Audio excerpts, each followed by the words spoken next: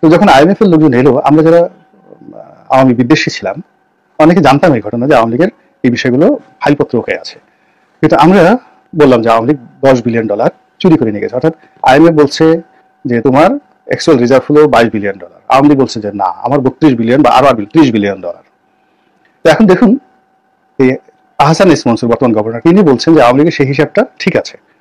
মানে আমাদের যে অ্যাকচুয়াল যেটা আছে আওয়ামী লীগের হিসাবটা দেখিয়েছিল এর মধ্যে কোনো মানে গলদ নেই, এটা এখন বলছে। কিন্তু আমরা এখন বিশ্বাস করছি এবং এটা আমাদের করতেই হবে, কিন্তু আমরা ওই জমানাতে জানতাম বা বিশ্বাস করতাম, কিন্তু আমরা আওয়ামী লীগকে 12টা বাজানোর জন্য ওই কথাগুলো আমি ইউটিউবে আমিও বলেছি যে এই আওয়ামী লীগ এভাবে $10 বিলিয়ন হিসাব দিতে পারছে না। আর যারা বাংলাদেশের বাইরে তারা তো বলছে যে এই $10 বিলিয়ন জয় চুরি করে নিয়ে গেছে, রেহানা চুরি করে নিয়ে গেছে,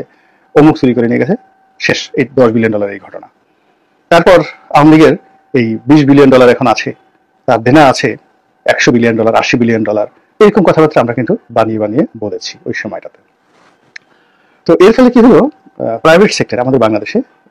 আওয়ামী লীগের জমানার শেষ 1 বছর কোনো বিনিয়োগ হয়নি, ডাইরেক্ট ফরেন ইনভেস্টমেন্ট এবং লোকাল ইনভেস্টমেন্ট হয়নি, কিন্তু ওটাকে পরিসংখ্যান ব্যুরো বড় করে দেখিয়েছে যে না ঠিকঠাক মতো হয়েছে, আমরা এগুলো সমালোচনা করেছি।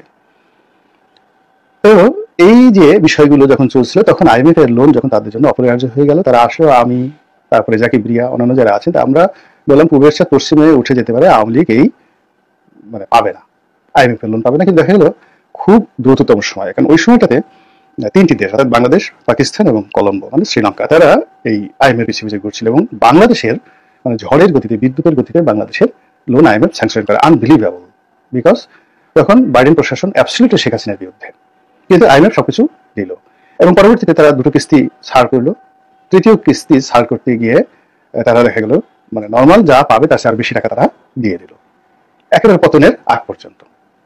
এখন সেখানে মানে এই যে আওয়ামী লীগের যে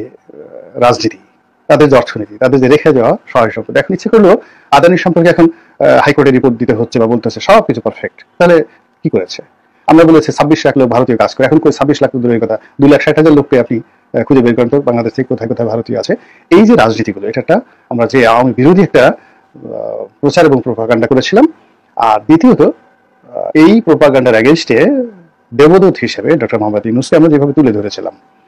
এটা এখন এই সময়টাতে পুরোটাই বুমেরাং হয়ে গেছে এবং এখন আমাদের অর্থনৈতিক সংকট আগের যে কোনো সময়ের চেয়ে বেশি।